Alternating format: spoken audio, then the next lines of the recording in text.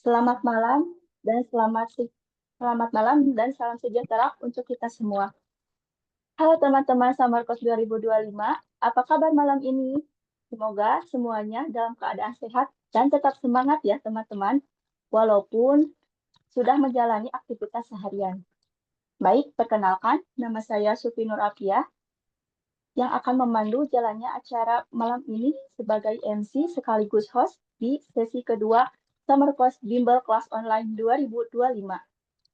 Baik, untuk agenda malam ini kita akan belajar kembali bersama Mbak Ovi Nurul Azizah setelah kemarin sesi pertama sudah dilaksanakan pada tanggal 12 Agustus 2025 dengan tema Basic Accounting. Dan untuk di sesi kedua ini kita akan melanjutkan dengan materi yang gak kalah menarik nih teman-teman, yaitu akuntansi pada perusahaan jasa. Baik, supaya lebih hangat, saya mau tahu dulu nih, teman-teman sekarang lagi ikut Zoom, ada yang sambil duduk santai di kamar, atau mungkin ada yang sambil ngemil juga, boleh isi di kolom chat ya teman-teman. Ayo, Ayo, lagi pada ngapain? Ada ya. biasanya nih sobat UT nih sambil kerja nih Mbak Sufi. Aku baru mau mandi. Oh, baru ya. Nggak apa-apa, baru pulang kerja kayaknya ya, Mbak Nur Naning ini. Yang lainnya, oh, tuh Mbak Eka. Oke, Bootcamp apa Mbak Eka? Bootcamp jualan. Sambil pokoknya akuntansi mengalahkan bootcamp ya Mbak Eka ya. Ini Mbak baik. Salsa ini dari mana Mbak Salsa? Dari manajemen atau bukan? Salsa bilang mah manajemen. Yang salsa pakai T. Anita. Oh, dari akuntansi Kak. S1 akuntansi. Ah, oke. Sambil bikin puding nanggung belum beres, Wak. Wah, produktif sekali. Yang penting udah pada makan malam ya, biar nanti Iya. pas apa namanya pas pembelajaran tuh masuk dan masuk banget ya. Ya Mbak Eka coba aset bertambah di mana Mbak Eka? Masih inget nggak kemarin? Oke Mbak Sufi, mungkin itu dulu. Ya, baik. Kita lanjut ya, teman-teman. Jadi, teman-teman, Summer Course ini diselenggarakan oleh Bimbel Kelas Online mulai 10 Agustus sampai 30 September 2025 dan akan hadir dalam beberapa topik yang menarik, yaitu ada basic accounting, literasi keuangan, talent mapping, dan yang terakhir ada metode penelitian ilmiah. Untuk malam ini, kita memasuki sesi kedua dengan materi akuntansi pada perusahaan jasa. Cocok banget untuk teman-teman yang ingin memahami dasar akuntansi baik untuk kuliah, bisnis, maupun pengelolaan keuangan pribadi. Saya mau tanya dulu nih, di sini apakah seluruh peserta sudah tahu tentang bimbel kelas online? Jika belum, bimbel kelas, ya Mbak Eka. Udah tahu dong.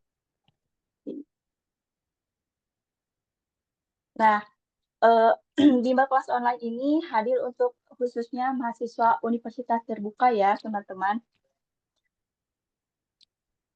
Jika belum ada beberapa, jika belum yang tahu, nah, BKU ini adalah platform belajar interaktif yang telah banyak membantu mahasiswa, khususnya mahasiswa universitas terbuka, untuk memahami materi kuliah dengan cara yang lebih mudah dan fleksibel.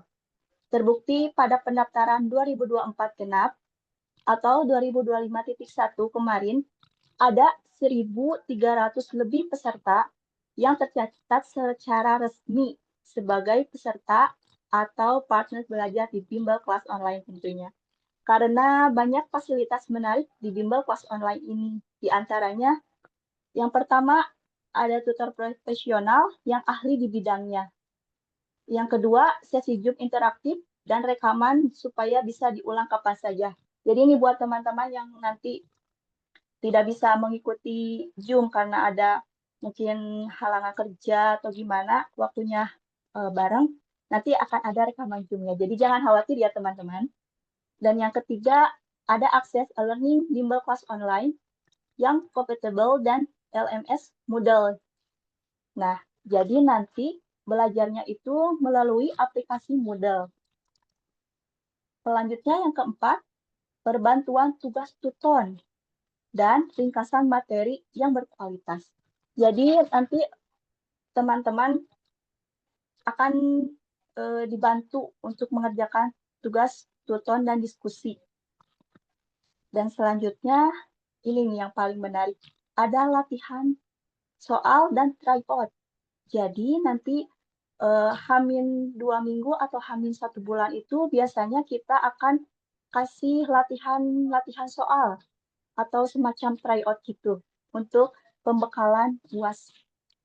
Dan yang keenam itu ada grup WA mata kuliah untuk berdiskusi bersama pengajar maupun teman-teman dalam satu kelas. Jadi jika nanti teman-teman misalkan ada yang kurang mengerti dalam materi, boleh itu diskusi ya teman-teman di grup WA mata kuliahnya masing-masing nanti.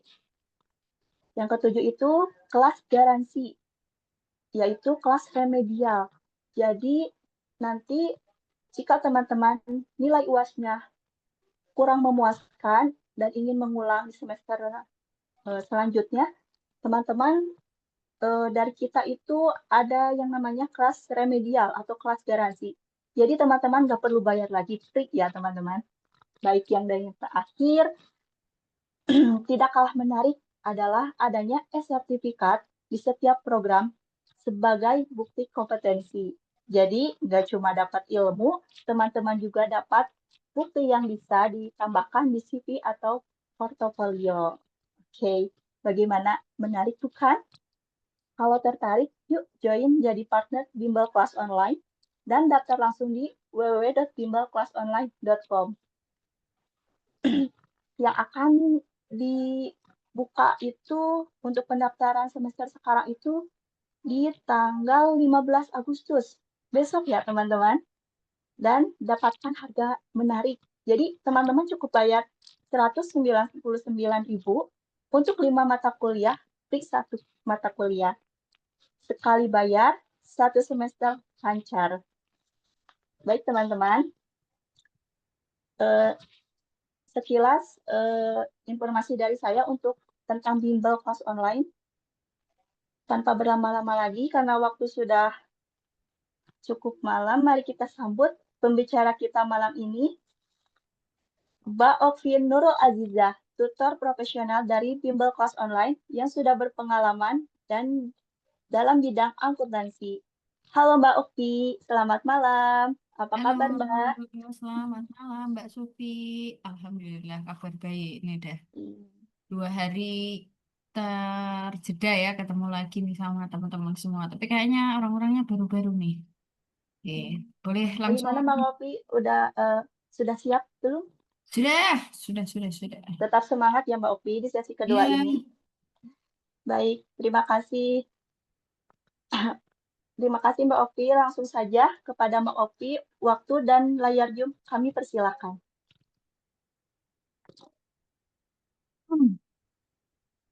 Oke, terima kasih Mbak Sufi atas kesempatannya. Oke, selamat malam teman-teman.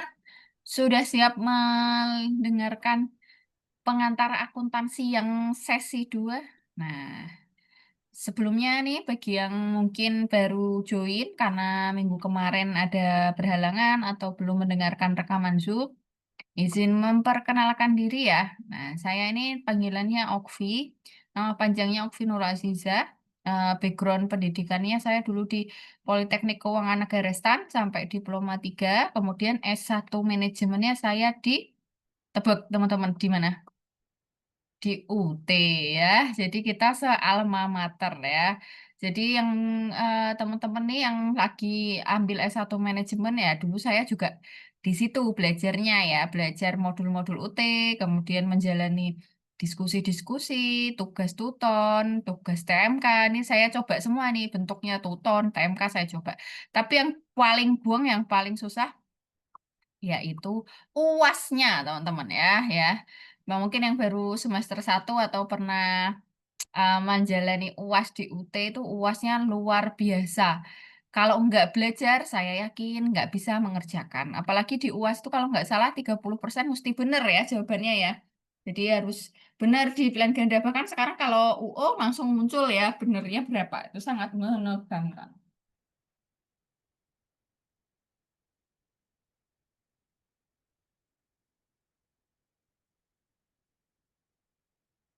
Oke, untuk riwayat saya mengajar, saya pernah buka bimbel STAN, kemudian pernah ngajar bimbel untuk mahasiswa STAN. Kebetulan memang saya banyak fokus di akuntansi, akuntansi keuangan menengah, akuntansi perpajakan ya, pokoknya berkaitan dengan akuntansi. Karena apa?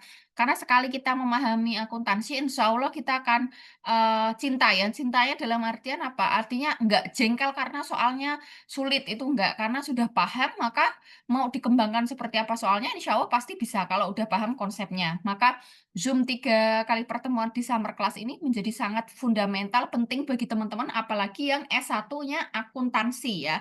Yang S1-nya akuntansi itu nanti akuntansi itu jenisnya ada beragam teman-teman.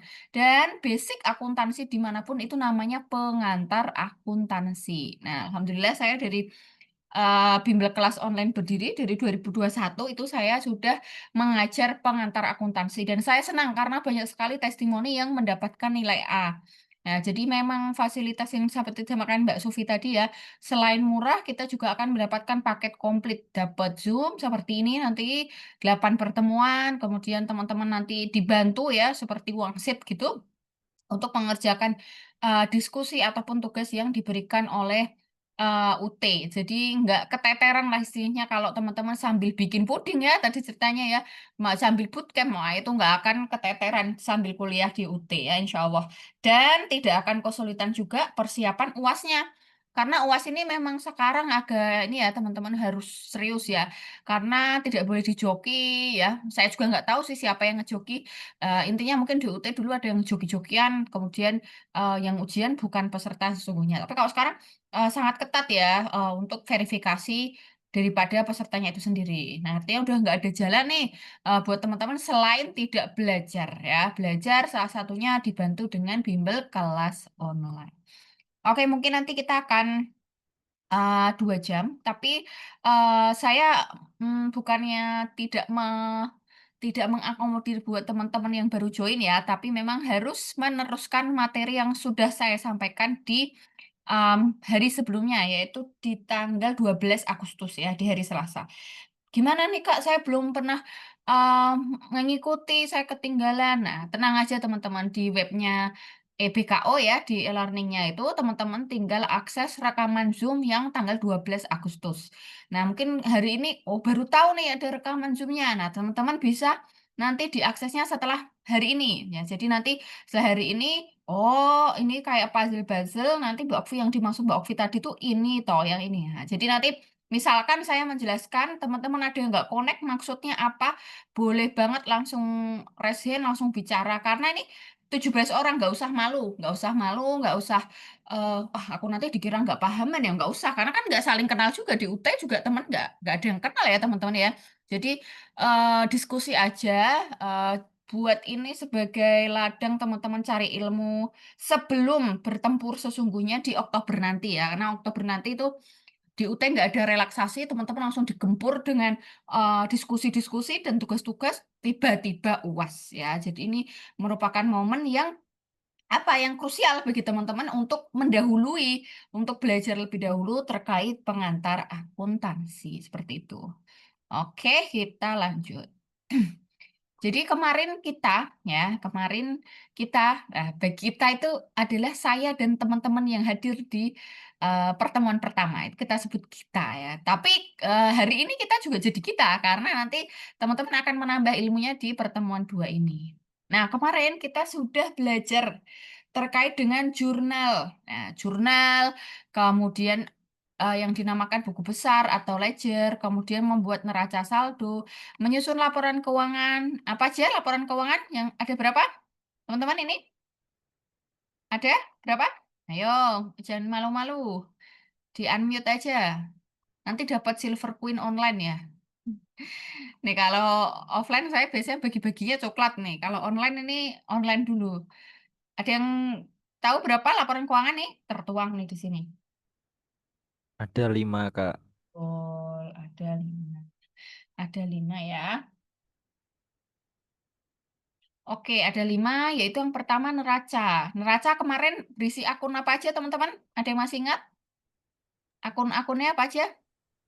Pendapatan, modal, Modal, terus apa? aset, aset, Aset, sama yang lab, dari orang lain namanya?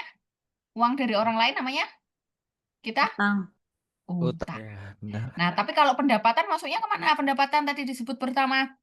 Laba, laba, laba, Lab, laba kah? Laba, Laba rugi. Nah, rugi, ini laba-laba ya. Mau nggak ada yang jawab soalnya. Ini isinya PB, pendapatan dan apa, Pendapatan dan beban. Betul sekali. Mau boleh, kemarin singkatannya AUM, sekarang mau boleh. Jadi neraca itu isinya modal, aset, utang ya. Saya kalau ngutangin ke orang lain itu masuk MA atau U. Saya ngutangin uang ke orang lain. Saya A, orang lain itu B. Saya ngasih uang 10 juta. Ini disebutnya bagi saya apa? Uang 10 juta ini yang hilang ke orang lain. Namanya apa kemarin? Utang. Masuk Piu? Piu? utang. Piutang. utang, Masuk A. Masuk aset. Kalau bertambah di aset, ayo harus langsung connect ini. D, kredit, D, debit, Debit. debit. Ayo kemarin rule 5 jari. Yang bertambah di debit adalah A dan aset, dan dan Pendapat. beban. beban ya. AB Bener-bener. pokoknya ingatnya AB, ABD, abad ya. Jadi aktiva dan beban bertambahnya di debit. Yang lainnya bertambah di mana teman-teman? Di Kredit, Kredit. Ini terkait bikin apa, Jur? Nah, Jurnal. jurnal, terus nanti buku besar, yaitu kumpulan dari satu akun yang jurnalnya ada banyak. Kemudian ada laporan perubahan modal, kemudian laporan arus kas, dan catatan atas laporan keuangan. Nah, ini jenis-jenis laporan keuangan. Nah, sekarang, kemarin udah bikin jurnal, saya anggap tadi tes-tes debit kredit udah hafal ya. Sekarang kita masuk ke menyusun laporan keuangan. Ini adalah informasi ya. Kemarin akuntansi itu apa sih? Informasi yang digunakan oleh stakeholder. Ada yang ingat stakeholder atau pemakai laporan keuangan siapa aja kemarin? Saya bagi eksternal dan internal. Ada yang ingat? Salah satu aja misalnya yang sebutin yuk. Yang butuh laporan keuangan eksternal dan internal. Siapa aja kira-kira? Yang butuh laporan keuangan. Teman-teman ini sebagai apa kira-kira kalau Ah, gitu? Ayo, apa Mbak tukang Eka? pajak. Eksternal. Ya, apa? Tukang pajak gimana? Pajak pemerintah ya, Perintah. pemerintah. mantap, Betul. Terus siapa lagi kemarin? Manajer nih, Kredit. Mbak Ani ini. manajer, Ah, Manajer yang internal. internal manajer. Selain manajer yang bawah-bawah perlu nggak laporan keuangan? Karya karyawan, Ada karyawan. Karyawan, karyawan kerja bertahun-tahun kok gaji nggak naik, padahal laba usaha naik terus. Jengkel apa jengkel banget kira-kira? wah jengkel, Jengkel ya gak? Ya iya, nggak pernah naik gajinya, tapi direkturnya naik mobilnya ganti-ganti ya otomatis jengkel ya. Yang kedua ini dibalik Mbak Ani nih, akademisi. akademisi, Terus yang ngutangin kita namanya siapa kemarin? Kreditur. kreditur, Kreditur. Kalau yang nambahin modal namanya? Investor. investor, Investor ya. Ada satu lagi nih kayaknya ketinggalan nih. Apa ya kemarin ya? Akademisi, kreditur, supplier, investor, supplier. Betul sekali. Jadi ada 7 orang yang pasti membutuhkan laporan keuangan ya. Ini namanya informasi bisnis ya. Siapa saja yang butuh ya laporan keuangan. Nah, apa aja laporan keuangan itu? Nggak cuma satu ya. Nggak melaporkan keuangan sehat, itu nggak ya. Tapi berupa apa kemarin? Angkanya berupa apa? U, Uang. Uang. Uang ya. Jadi nggak ada kalimat gitu. Laporan keuangan perusahaan ini sehat, titik. Laporan keuangan perusahaan ini baik, itu nggak ada. Jadi semuanya itu yang nyimpulin siapa? Pemakainya. Lewat apa? Lewat paparan uangnya. Nah, kalau orangnya nggak tahu akuntansi, kira-kira bisa nyimpulin bener apa bener? Bener apa salah? Salah. Salah ya, karena kan isinya cuma rangkaian uang-uang aja. Kalau nggak paham akuntansi nggak bisa nyimpulin ke kesimpulan yang tepat gitu ya. Jadi laporan keuangan itu isinya neraca, laporan laba rugi, perubahan modal, arus kas, dan CALK. Loh Kak, hari ini kan kita perusahaan jasa kok kita bahas ini ya? Karena mau itu perusahaan jasa, perusahaan dagang, perusahaan manufaktur. Jadi perusahaan itu nanti dibagi tiga teman-teman. Berdasarkan jenis usahanya. Kalau jasa itu berarti dia memberikan jasa doang. Dia nggak jual barang. Contoh, teman-teman ke salon. Ya mungkin kalau salon sekarang banyak yang jual produk juga ya. Ke salon. Teman-teman di apa? Dipotong rambutnya kan? Iya, Ada nggak barang yang tertinggal di rambut teman-teman? Ada nggak? ada Apa? sekarang. Sampo ya.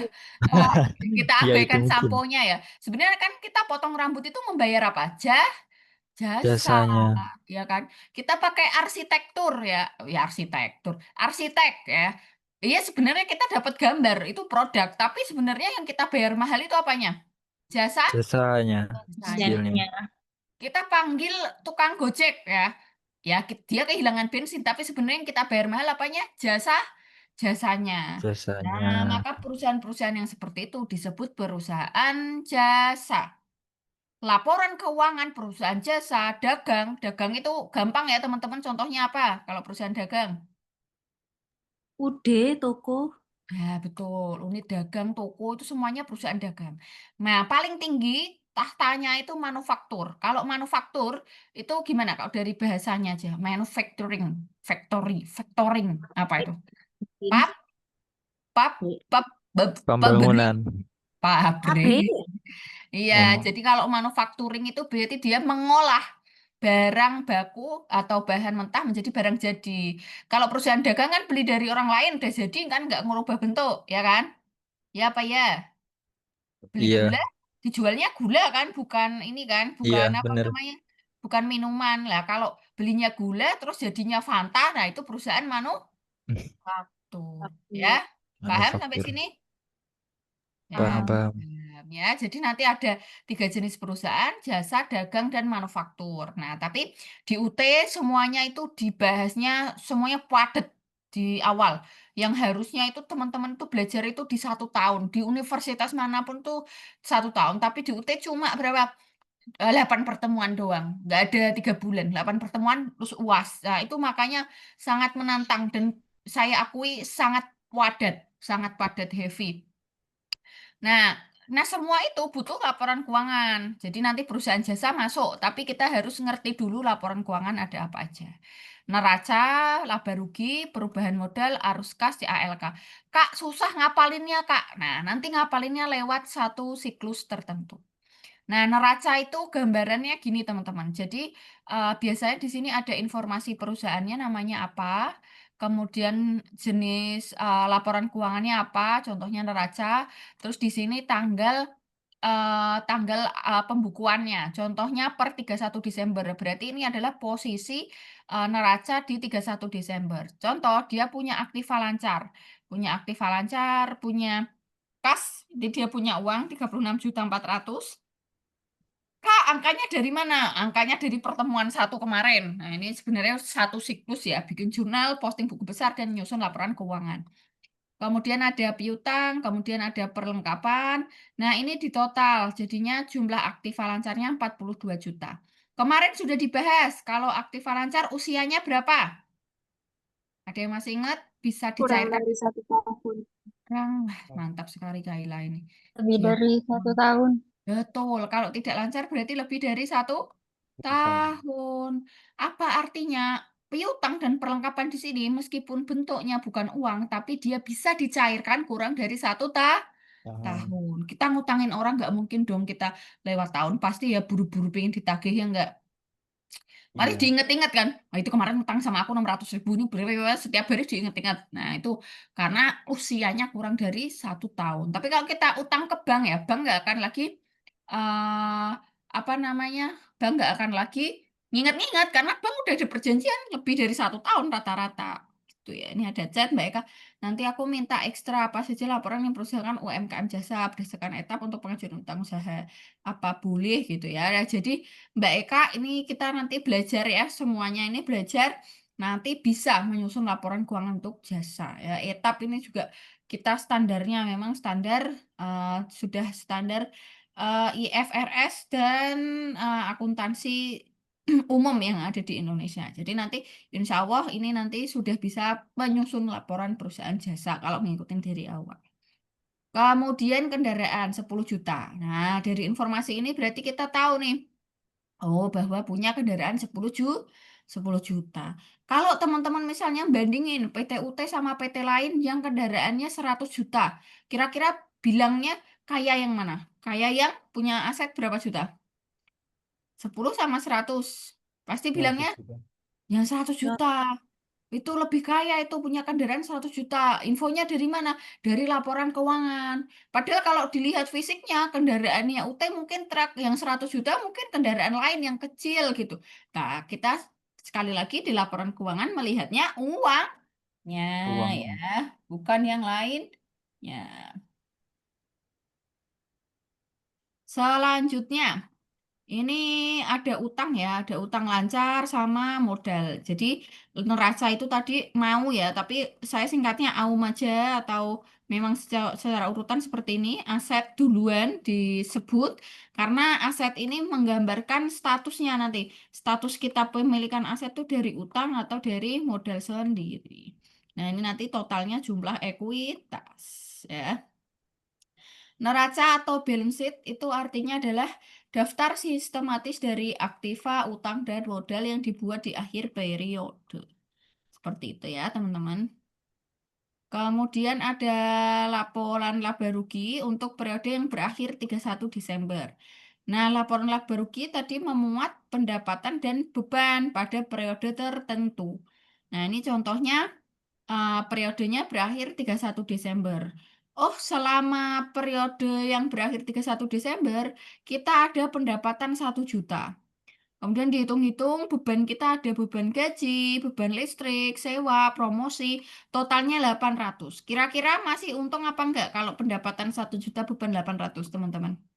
Untung. Untung ya, maka di bawah sini disebutnya laba Seuntung. ber laba bersih. Kalau Bersih. tinggian beban Bersih. disebutnya nanti di sini Rugi. rugi. Tapi rugi nggak ada rugi bersih ya, rugi cukup rugi saja ya. Nah, ini estetika aja ya teman-teman. Nah, ini pendapatan kok ditulis lagi Kak. Nah, biasanya soalnya pendapatan bisa ada beberapa jenis. Contohnya ada pendapatan jasa, pendapatan sewa, pendapatan bunga. Nah, biar nggak apa namanya campur maur, berarti nanti kayak di sub-sub gitu ya. Jadi di total. Beban juga seperti itu. Meskipun di utamanya beban, tapi nanti ada sub-subnya gaji, listrik, sewa, dan promosi hingga totalnya berapa. Oke, selanjutnya laporan perubahan modal. Nah, kemarin sempat ada yang nanya, nih sekarang masuk nggak ini orangnya nih? Saya lupa orangnya kemarin. Nanya, laba ditahan itu maksudnya apa ya? Nah, kita masuk ke laporan perubahan modal. Tadi modal sudah muncul di mana teman-teman? Laporan keuangan sebelumnya di mana? Di mana? Ayo, tadi udah muncul di laporan apa? Udah belajar 2 laporan kan tadi? Sudah muncul di mana modal tadi? Apa? Ada yang tahu tadi? Gak usah malu-malu. Nah, Neraca. neraca. Loh Mbak, kan tadi di modal udah dilaporin di neraca. Perubahan modal lagi itu apa maksudnya? Nah, jadi neraca itu adalah posisi modal awal ya. Modal awalnya itu tadi 50 juta. Kemudian kan ini bergulir ini perusahaan. Mendapatkan apa tadi? Laba apa rugi teman-teman? Laba bersih. Laba. bersih. Nah, sehingga modal kita yang awal 50 juta itu ada tambahan selama kita beroperasi itu ada tambahan 200.000. Oh, tapi ternyata baru seneng 200.000 udah diambil sama pemilik. disebutnya pengambilan modal atau prive 1.200.000. Sehingga kalau kita kuantitatif positif dikurangi negatif 1,2 tetap negatif 1 juta. 1 Maka modal juta. akhir UT meskipun dia laba tetap minus ya, minus dari modal awalnya yaitu 49 juta. Kenapa seperti ini? Karena ada prive yang lebih besar daripada labanya. Ya. Nah, ini definisi dari laporan perubahan modal. Pertanyaannya, berarti laporan perubahan modal bisa dibuat kalau sudah ada apa? Lah, Kalau ada laba. nah, ya, teman-teman bisa paham sampai sini? Paham. Jadi bikin laporan Paham. keuangan itu ada urutannya, nggak langsung enak-enak saya perubahan modal dulu ya, itu nggak bisa karena yang kita logika, oh modal itu bertambah atau berkurang karena ada laba atau rugi, maka kita mesti cari apa dulu? Laba atau rugi. Rugi. Oke, sampai sini bisa dipahami? Bisa. Kemudian kita bikin ikhtisar perubahan modal pada periode tertentu. Nah, laporan arus kas. Nah, ini yang paling disukai oleh investor yang hanya melihat kesehatan secara likuiditas aja. Jadi dia mungkin tidak melihat profitabilitas. Artinya laba itu memang kan bisa dipermainkan ya teman-teman ya. Contohnya bebannya mau saya naikin atau saya turunin dengan menambah beban-beban yang tidak ada kasnya itu bisa. Tapi investor itu pasti lihat sehat atau tidaknya perusahaan dari laporan arus kasnya. Sistematikanya masih sama, di atas ada nama perusahaan, nomor 2 ada jenis laporan keuangannya apa, kemudian periodenya berapa. Kemudian di bawahnya itu ada arus kasnya berasal dari apa. Nah, kalau kegiatan operasi itu berarti kita dapat uang kas itu dari kegiatan utama perusahaan. Jadi kegiatan utama perusahaan itu apa? Ya dari laba usaha. Nah, ini agak sulit dimengerti, tapi nggak apa-apa saya sampaikan. Nanti pas di belakang reasoningnya kenapa ini operasi, kenapa ini investasi, ada pendanaan itu kenapa? Ya, ya karena memang arus kas itu dibagi menjadi 3 aktivitas. Jadi kita melihat kas kita yang dipakai untuk kegiatan operasi itu berapa, untuk investasi itu berapa, untuk pendanaan itu berapa. Nah, arus kas ini posisinya ada yang sifatnya positif dan negatif. Positif kalau arus kasnya bertambah, ya. Contoh di sini ada laba 200, tapi ada penyesuaian yang menyebabkan minus, ya. Jadi totalnya kas operasi 2.400.000. Artinya apa? Artinya uang kas kita berkurang untuk kegiatan operasi 2.400.000, bukan bertambah. Bertambah. Gimana? Jadi uang kas kita berkurang ya, karena kegiatan operasi itu. Karena apa? Ada kenaikan piutang, ada kenaikan perlengkapan, berarti kita ada ngutang ke orang lain. Kemudian aktivitas investasi itu ketika kita beli-beli aset jangka panjang. Contoh beli kendaraan 10 juta. Ini uang kita berkurang atau berkurang? Berkurang. Nah, berarti berkurang lagi. Berarti posisinya perusahaan ini belum pernah punya kas masuk gitu ya. Kasnya minus terus. Ya. Nah, bisa nggak Kak aktivitas investasi itu positif? Bisa. Posisinya apa? Kita yang jual kendaraan. Paham ya? Kalau kita Paham. melakukan penjualan kendaraan 10 juta, maka di sini pasti positif. Positif. Nah, kalau di sini kegiatan operasi, kalau laba usaha kita 2 juta ya pasti positif juga ya. Sorry, misalnya 4 juta pasti positif juga gitu. Nah, ini semua tergantung pada kondisi aktivitasnya. Kemudian, tapi bukan berarti minus atau positif di arus kas itu bagus ya. Maka kalau mau apa ya, investor mau cerdas memang melihatnya sebenarnya profitabilitas laba perusahaannya seperti apa. Arus kas ini kan uang masuk uang keluar, jadi kita nggak tahu apa ya sebenarnya uang kasnya banyak tapi labanya kecil juga bisa, uang kasnya kecil tapi labanya gede juga bisa. Jadi semua itu tergantung pada investornya tuh mau bermain di mana sih sebenarnya dia. Nah, selanjutnya adalah kegiatan pendanaan. Kalau kegiatan pendanaan itu logikanya atau apa saja yang masuk aktivitas ini adalah yang berhubungan sama pendanaan perusahaan, yaitu yang masuk ke modal ataupun utang. Contoh kita ada setoran modal masuk 50 juta. Nah, berarti uangnya masuk kan? Ada setoran modal itu artinya ada orang lain yang menyetorkan modal ke perusahaan kita sebesar 50 juta. Kemudian karena ada pengambilan atau prive, maka uang kita berkurang 1.200.000. Sehingga posisinya adalah adanya kenaikan 48.800. Sehingga di total keseluruhan arus kasnya tetap positif karena ditunjang dengan apa? Ditunjang dengan paling gede tadi apa? Setoran Setoran modal. Iya. modal. Nah, ini kalau saya jadi investor saya kurang suka. Saya sukanya kalau positifnya berasal dari apa? Laba usaha. usaha. Ya, paham ya teman-teman ya, calon-calon investor ya. Paham. Amin. Nah, ini ya, laporan arus kas itu adalah cash flow statement bahasa Inggrisnya ya, yaitu berasal merupakan daftar arus masuk dan arus keluar dari kas atau setara kas. Nah, selanjutnya ini tidak wajib, itu namanya CALK, catatan atas laporan keuangan. Nah, ini apa sih? Nah, kadangkala kalau kita cuma lihat uang seperti ini, kita pasti kepo kan. Ini beli kendaraan tuh kendaraan apa ya? Kok harganya cuma 10 juta, ya enggak? Pasti kan kadang kepo. Nah, maka Iya, informasinya dideklar dalam catatan atas laporan keuangan. Jadi di catatan ini tidak wajib satuannya uang. Nah, disinilah yang isinya narasi. Contoh, pendirian perusahaan, perusahaan didirikan kapan, penawaran di BI kapan, tambahan lainnya, misalnya tadi ya kendaraan dibeli tahun ini merupakan jenis apa, disusutkan berapa tahun itu semuanya ada di CALK, tidak dicampur dalam laporan keuangan, biar laporan keuangannya Berarti ini ringkas. khusus untuk riwayat aja ya, Kak. Betul, untuk riwayat, untuk nyatat-nyatat hal-hal yang perlu diungkapkan oleh akuntan, merasa, oh ini stakeholder saya perlu tahu informasi ini. Contoh, tiba-tiba ada utang 2 triliun. Nah, ternyata ditulis di situ, utang merupakan utang pusat dan cabang-cabangnya. Oh, ini utang dari pusat dan seluruh cabang-cabang perusahaan. Logikanya kalau 2 triliun masih masuk, misalnya seperti itu. Jadi, tidak kalah penting ya dengan laporan keuangan. Tapi yang wajib laporan keuangan itu ada 3 ya. Yang 3 di awal tadi apa aja?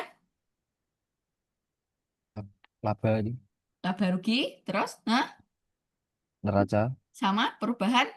perubahan modal. Nah, gitu. Yang Iya. wajib itu 3 itu. Arus kas sama CALK. Pembuatannya biasanya diwajibkan untuk perusahaan-perusahaan yang memang go public dan sebagainya. Kalau perusahaan sederhana ya, contohnya tadi Mbak Eka nanya kalau UMKM gimana? Nah, cukup 3 ini aja sebenarnya tidak masalah. Ini sudah menggambarkan. Kalau arus kas ini memang terlampau rumit ya. Karena apa? Karena konsep dasar akuntansi itu akrual. Kalau udah akrual terus disuruh bikin laporan arus kas agak bingung. Makanya di sini ada kata-kata penyesuaian. Nah, ini penyesuaian atas apa? Atas basis yang apa namanya kita awalnya akrual menjadi cash. Oke, silakan Mbak Eka kalau ada ingin tanggapan.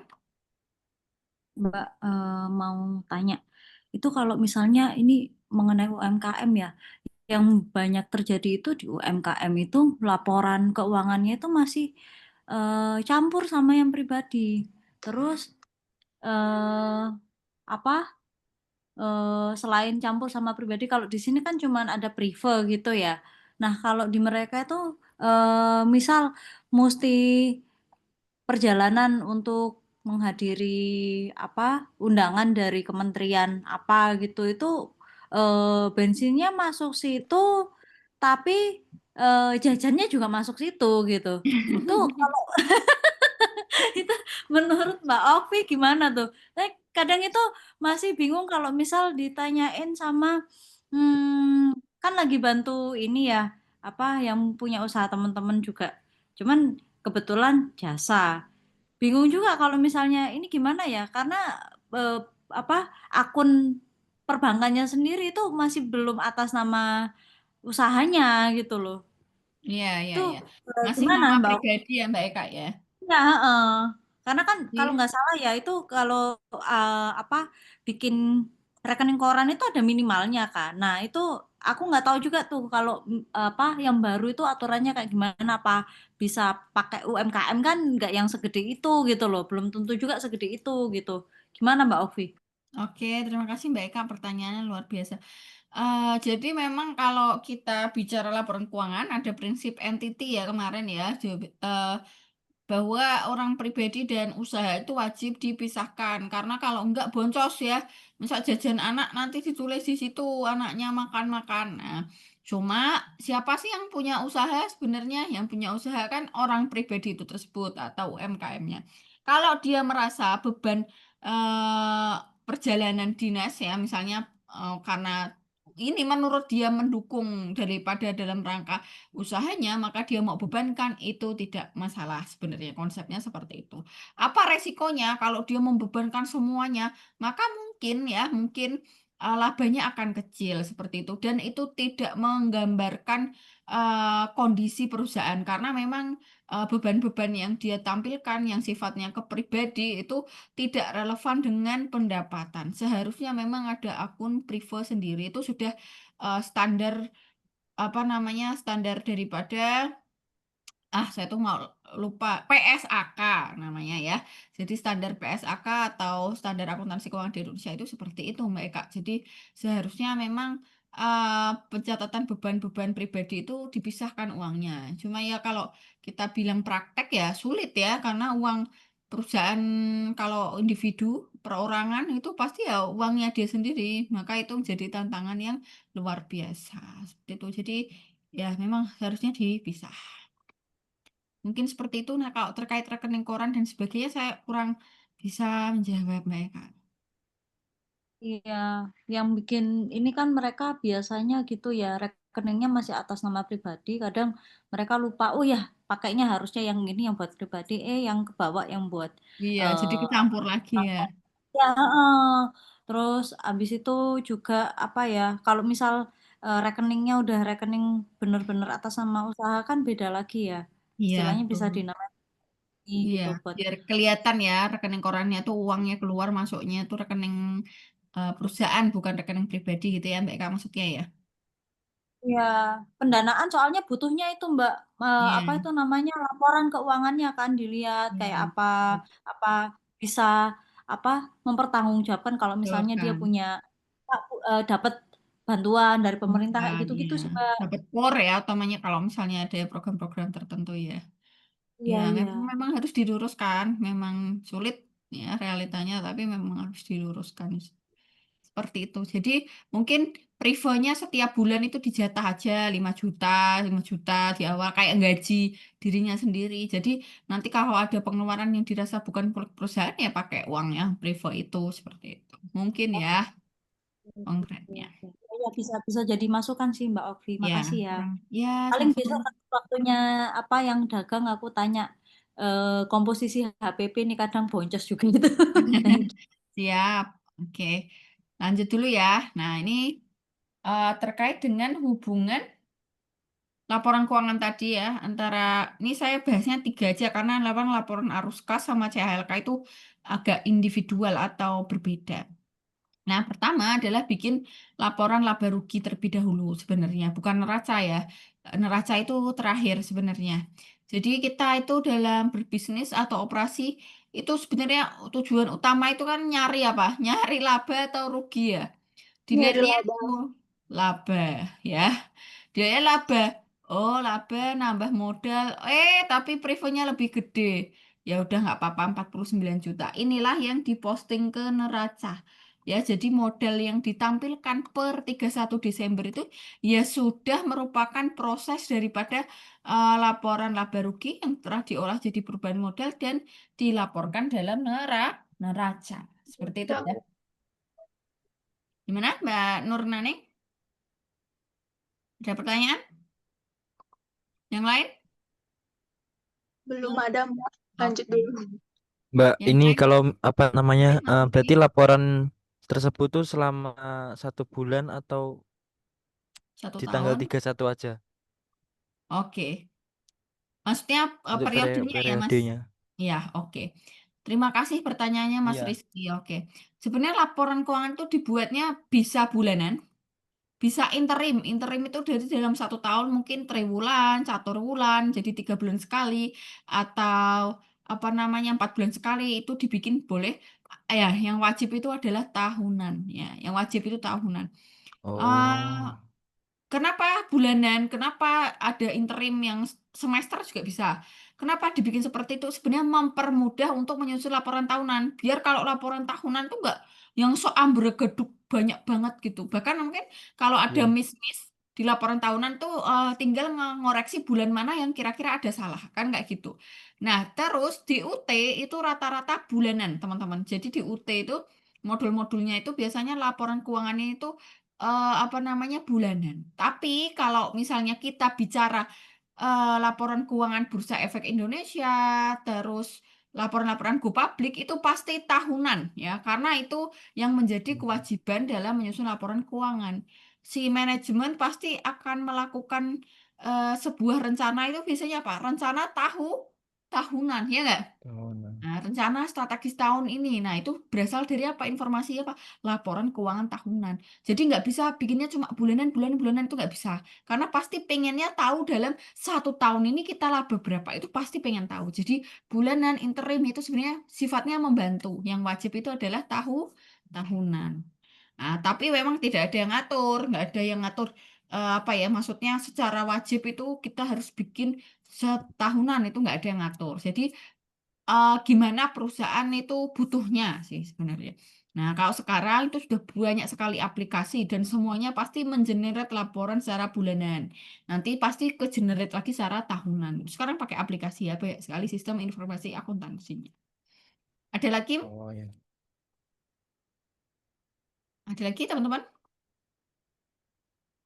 Nah, kalau bulanan ya biasanya ya dibuat rapat-rapat bulanan. Silakan Mbak Eka.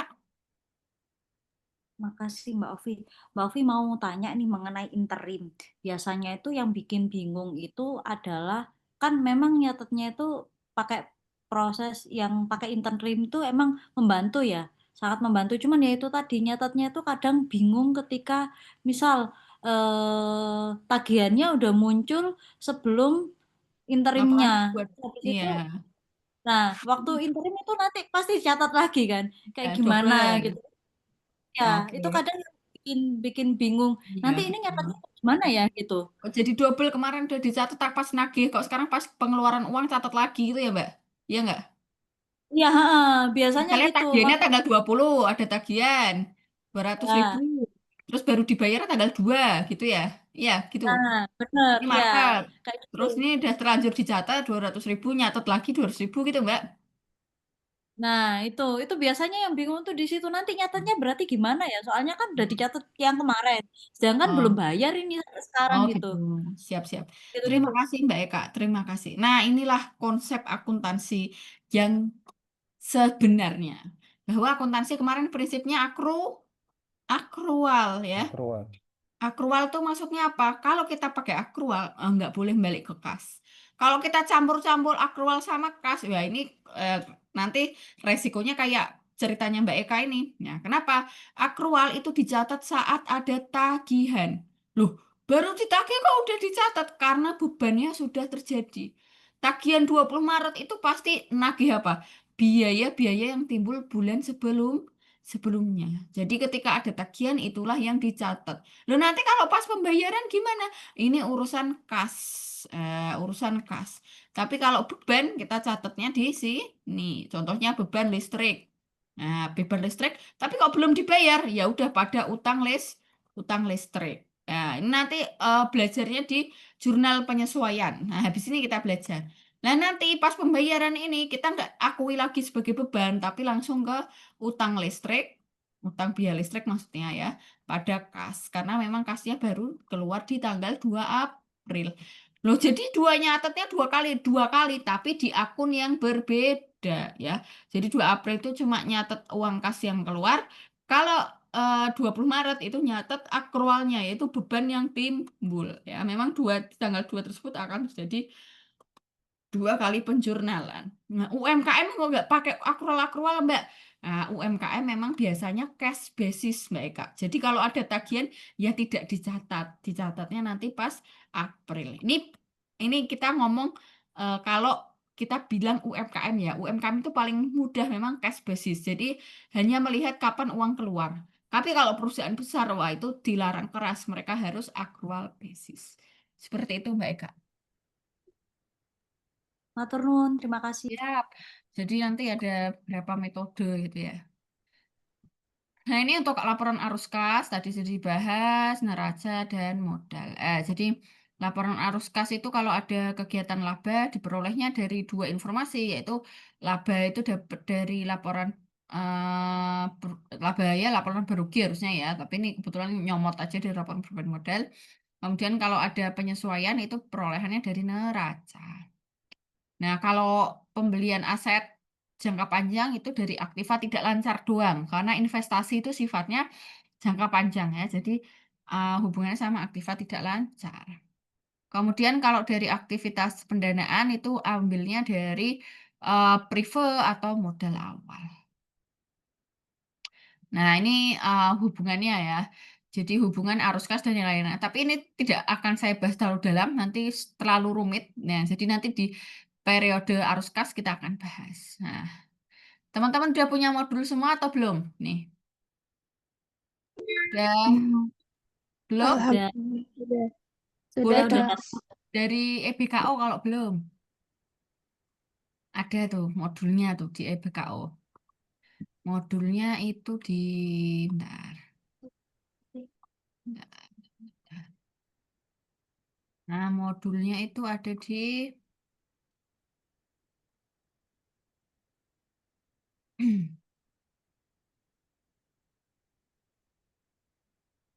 nah ya summer class tadi. Nah, ini ya teman-teman kalau buka EBKO terus ada informasi umum, maksudnya, nah di bahan ajar. Nah, ini di sini ada modulnya. Nah, boleh sambil diakses, dicari halaman 2.29. 2 mizan ini, mizan. Bentar, Mbak. Jangan cepet-cepet. Aku sambil Mana nih? 2.29. Di-download dulu teman-teman. Ah, 2.29 harusnya ini sih. Loh kok ini? Bentar. 2 titik berapa sih?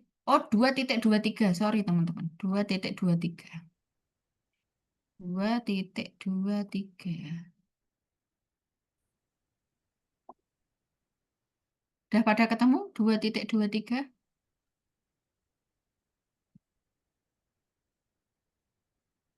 Latihan. Berikut adalah kelanjutan transaksi mizan. Nah, ini kemarin ada yang testimoni nih, modulnya itu tiba-tiba ada angkanya. Modulnya nggak tahu kapan angkanya ada. Teman-teman baca dulu 2.23 ya. Sambil saya siapin ini kertas kerjanya dulu. Ada yang belum ketemu 2.23? belum bisa bukanya. Bukanya ya. Bisa nggak bukanya?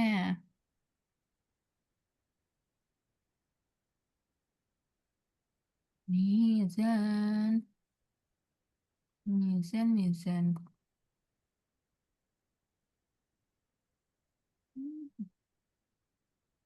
2.23.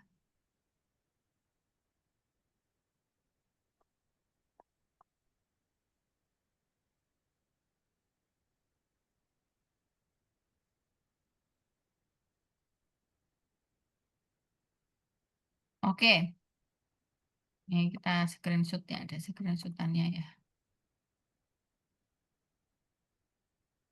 Ini jadi soal nanti ya, soal di UT itu nanti teman-teman ada seperti ini, kayak ada transaksi, kemudian diminta untuk, mungkin kalau saya mintanya bikin jurnal sih, membayar biaya asuransi.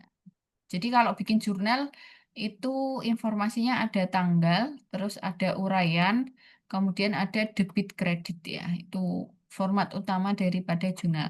Tapi karena keterbatasan tulisan nanti saya cuma nulis apa dan apa berapa. Kemarin yang menjorok debit apa kredit kemarin posisinya? Yang menjorok kemarin debit apa Kredit. kredit? Kredit. Oke, dicari dulu teman-teman 2.23-nya. Saya izin Oh, ke dua. toilet bentar ya.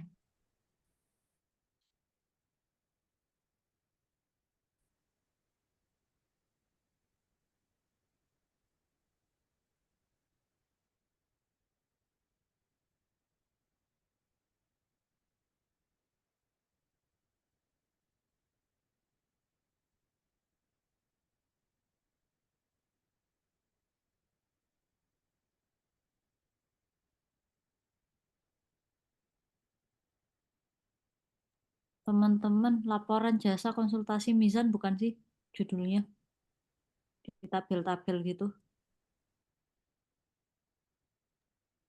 Yang 2.23 punyaku laporan arus kas itu, Mbak. Bener ya? Laporan, wait. Benar. Ya kan? Iya, Ah. sama kita. Heeh. Ya, Iya, wes berarti benar. punyaku sama kayak Mbak. Dikerjakan Arus kas gitu kah atau hujan. gimana? Laporan arus kas. Nggak tahu, coba ntar nunggu Mbak Ovi dulu deh. Oke, sip, Mbak. Soalnya aku semalam sesi 1 nggak ikut. Jadi nggak tahu. Semangat. Belum ada ya itunya ya. Apa? Recordingnya. Coba Mbak MC. Udah ada recordingnya. Cuman aku belum sempat dengerin. Oke, semangat. Iya, ada kesibukan semalam. Nggak apa-apa deh, lanjut dulu.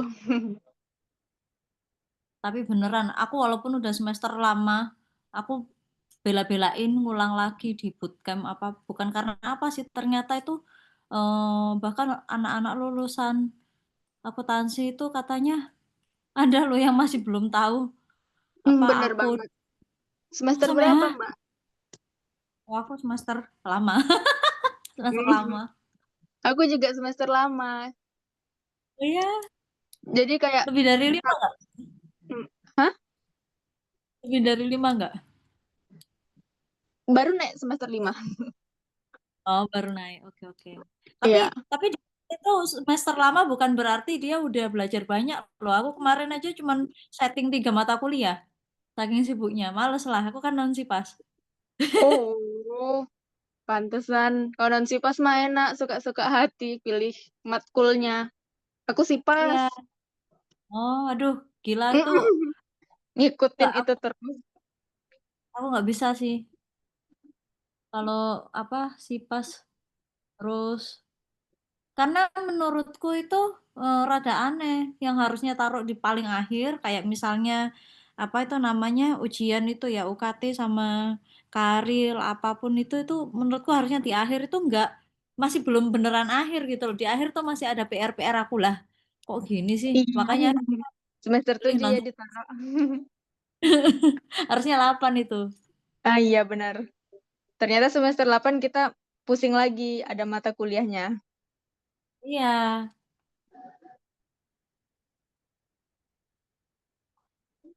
Tapi nggak apa-apa sih, Namanya aku udah terlanjur pilih SIPAS semalam karena nggak tahu.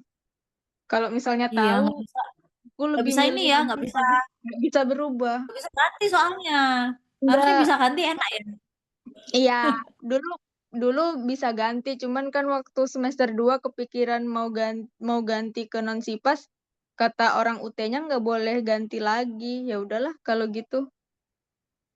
Itu kapan itu yang masih boleh ganti? Soalnya waktu aku daftar udah nggak bisa tuh ganti.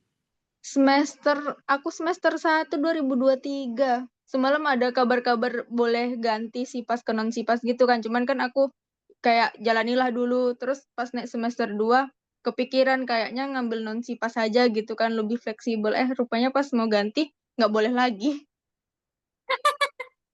Ya udah deh, jalani aja. Semangat. Semangat Dari juga. Indonesia di mana sih? Kayaknya kok bukan UT Jakarta ya? Bukan, aku UT Pekanbaru. Keren. Mbak dari Salam mana? UT Jakarta. Oke, salam kenal Mbak. Baik, teman-teman, teman-teman peserta Summer Course sesi 2, sepertinya Mbak Opi akan menjelaskan kembali untuk materinya ya. Disimak kembali. Ya, Baik. silakan Mbak Opi. Oke, nomor 1. Kira-kira apa ini jurnalnya? Bayar iuran asuransi. Kalau membayar kira-kira apa yang berkurang kita? Beban terhadap kas 24 juta. Beban asuransi Pada pada kas. sebesar 24 juta ya, 4.000 4 juta. Membayar biaya sewa apa berarti? Beban sewa pada kas. Oke. 18 ya. Nerima kas dari jasa konsultasi? Pendapatan Kas terhadap kas pada pendapatan pendapatan. 500. Mantap. Berapa? 500? 500.000. 4. Membeli bahan habis pakai secara kredit. Nah, gimana nih? Berarti perlengkapan terhadap Iya, utang. iya. Karena ini bahan habis pakai, kita ikut ya. Bahan habis pakai. Pakai Tapi sama aja sama perlengkapan. Pada utang sebesar utang. 35.000. Selanjutnya melunasi utang usaha. Melunasi utang. Kas Kas pada terhadap utang utang. usaha. Ayo jangan kebalik. Melunasi utang. Berarti kas kita yang berkurang atau bertambah? Salah. Berkurang. Oh ya, berarti utang pada kas. Hati-hati ya, kalau pilihan Kasnya ganda pasti ada berkurang. opsi itu. Utang Ya. pada kas. Ya, kalau pilihan ganda pasti itu ada di A ya. Teman-teman Iya, pilih. Yang B yang ini, utang pada kas. iya. Nomor 6, bahan habis pakai yang telah terpakai. Nah, ini masuk ke penyesuaian nih. Yang telah Iya. terpakai. Jadi dibayangkan dia sudah kita pakai. Berarti sudah menjadi Be- beban. Jadi beban namanya jadi panjang nih. Beban bahan Habis habis pakai. pakai. Ya, karena dia sudah kepakai. kepakai. Terus apa Mbak kreditnya? Kreditnya yang hilang apa berarti yang berkurang? Bahan habis pakai itu sendiri. Ya. Ada BHP-nya. Iya. Sebesar 15.000. membayar jasa bank. Kita bayar. Berarti apa? Beban Dan jasa Jasa pada pada kas. kas. 5.000. 5.000. Tuan A mengambil uang dari perusahaan untuk keperluan anaknya. Nah, ini sebenarnya boleh-boleh aja. Tapi dicatatnya terpisah. Pakai apa? River. River. Jangan River ditulisnya pada apa? Beban, apa namanya? Beban utang. Beban apa? Nah, itu nggak boleh Mbak Eka. Nanti kecampur-campur. Jadi tetap pakai prefer Oke. pada kas. Ya. Jadi nggak boleh beban happy-happy atau beban apa. Nah, itu nggak ada. Nanti jadinya apa nggak menggambarkan kondisi perusahaan. Oke. Udah pada lancar. Insya Allah sudah bisa ini untuk ujian. Amin ya Allah. Amin. Nah, kita masuk ke perusahaan jasa. Kalau itu udah lancar sih perusahaan jasa kayaknya cepet bisa.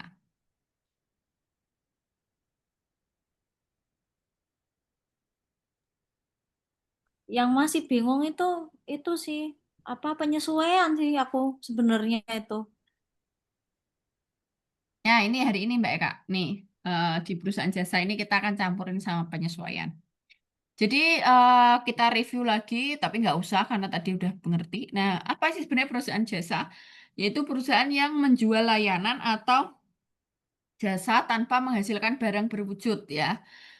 Cuma sekarang yang pure jasa doang mungkin jarang ya. Sekarang pasti mereka ikut jual produk ya. Contoh tadi salon tuh kadang ngasih jual produk juga, shampoo-nya, apa, conditioner mereka atau vitaminnya dijual juga. Contoh tapi kalau biro perjalanan biasanya pure biro perjalanan travel aja. Salon, firma hukum, klinik kecantikan itu juga jasa ya teman-teman, konsultan. Nah, bagaimana sih siklus akuntansi perusahaan jasa? Ya, sama aja. Kita mengidentifikasi transaksinya, kemudian kita catat dalam jurnal umum, kita posting ke buku besar, kita bikin neraca saldo, bikin jurnal penyesuaian, bikin laporan keuangan, jurnal penutup, dan neraca saldo setelah penutupan. Nah, perusahaan dagang gimana? Sama aja. Yang beda apa nanti akun-akunnya akan lebih variatif ya, karena memang di sana nanti ada produk yang kita jual. Nah, konsepnya kalau teman-teman paham perusahaan jasa, nanti itu perkembangannya tuh nggak terlalu signifikan. Jadi urutan siklusnya itu tetap sama saja, hanya perbedaannya di nama-nama akunnya saja. Nah, karakteristik akunnya seperti apa untuk perusahaan jasa ini sendiri? Pertama, kalau aset, contohnya ada kas, piutang, perlengkapan, peralatan, beban dibayar di muka. Ada pernah dengar ini? Beban dibayar di muka? Pernah. Di muka siapa, Mbak Naneng? Bebannya dibayarkan dulu, baru menerima manfaatnya kemudian. Mantap, Muka ini ya. bulan. Iya, ya. Biasanya contohnya apa? Contohnya Mbak Nani. Misalnya kita mau bayar sewa untuk 3 bulan ke depan. Betul sekali. Luar biasa nih Mbak Nani. Misalnya kita, sorry minum bentar. Misalnya kita bayar sewa untuk 3 bulan ke depan. Kita bayar dulu karena lebih murah 3 bulan daripada bulanan ya kan? Iya Nah, benar. tapi kalau kita bebanin sekarang di ini bulan Agustus ya boncos. Karena apa? Beban itu harusnya bisa apa namanya bagi-bagi difiksi ke Agustus, September, Oktober ya. Biar apa? Biar pendapatan beban di bulan itu ya sesuai konkret real yang terjadi. Makanya dicatatnya nggak langsung beban sewa, tapi beban dibayar di Di muka. muka Makanya ini kelompok apa teman-teman? kelompok aset. Ya, karena itu aset kita tuh udah bayar untuk dimanfaatkan 3 bulan. Ya, kayak peralatan kita udah beli untuk dimanfaatkan setahun ke depan, lebih dari setahun ke depan. Ke depan. Konsepnya sifatnya sama kan? Nah, makanya dia kelompoknya aset meskipun di Aset. depannya kata-katanya beban. Ya, sampai sini ini nanti masuk ke jurnal penyesuaian ini. Jadi beban dibayar di muka adalah kelompok apa teman-teman? Aset ya, meskipun ada kata beban di situ, tapi itu adalah secara harfiah itu sifatnya adalah aset. Selanjutnya kewajiban.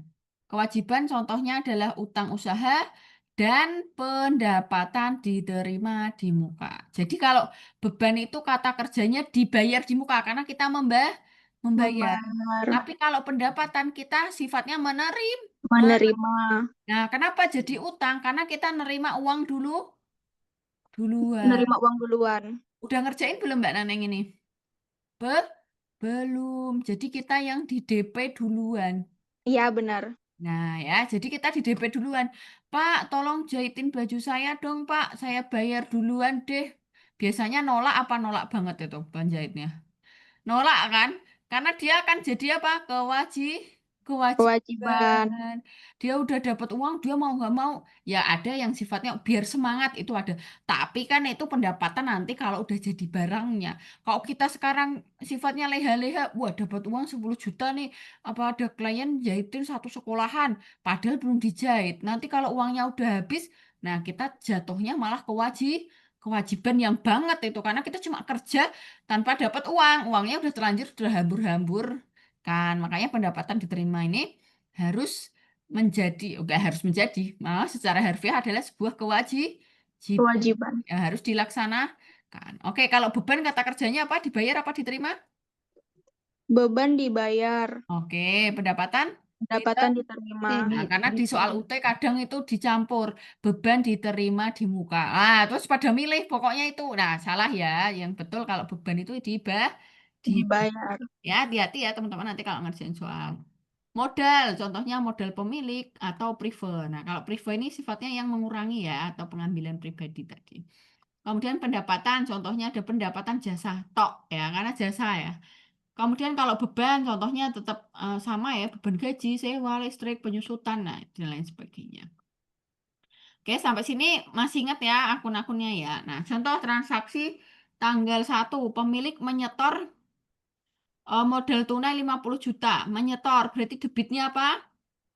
Debitnya kas. Terus modal pemiliknya Bertambah. di kredit. Nah, maaf ya, ini kurang Kas estetik ya. bertambah, Harusnya debit kayak menjorok. Ya, nilainya sama 50 50 juta. Membayar sewa kantor tunai. Beban sewa Beban sewa pada kas. Oke. 3 Juni membeli perlengkapan secara tunai. Perlengkapan pada kas. Oke. 4 Juni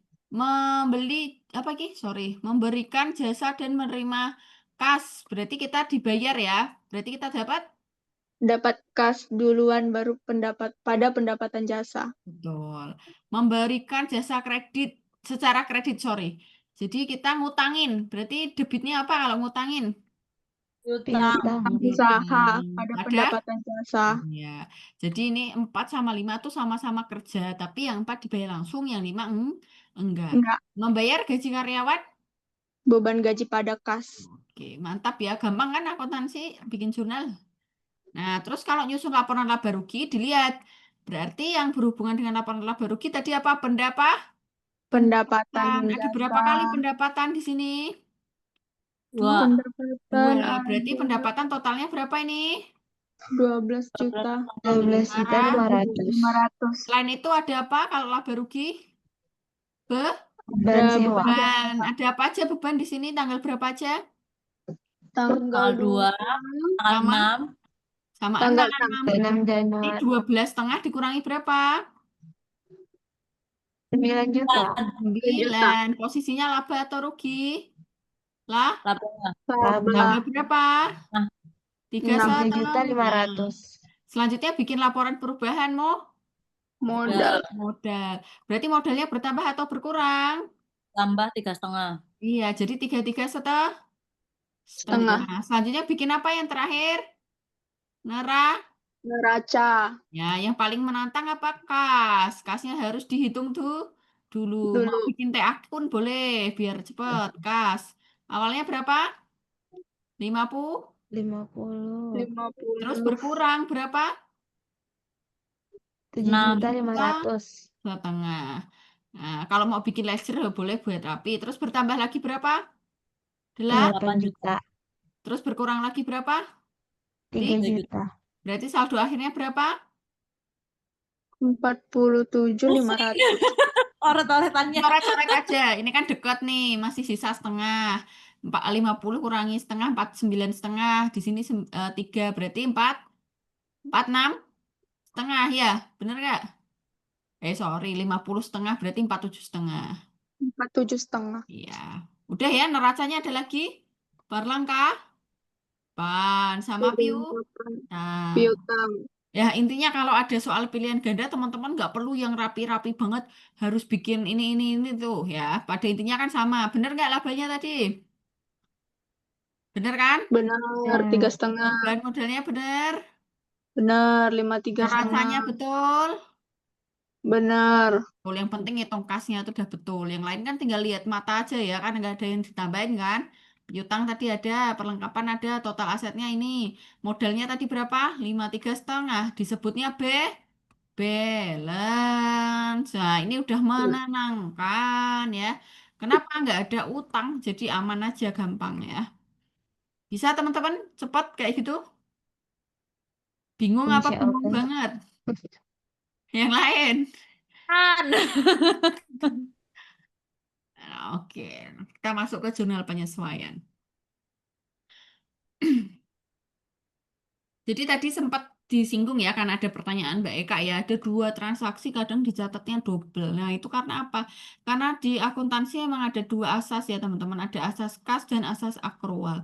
Apakah asas kas itu tidak boleh, haram? Tidak ya. Asas kas itu untuk perusahaan yang baru berdiri atau baru, maksudnya perusahaannya kecil, tidak ada akuntan khusus, tidak ada sistem informasi akuntansi yang mendukung, maka arus kas ini sangat lazim digunakan.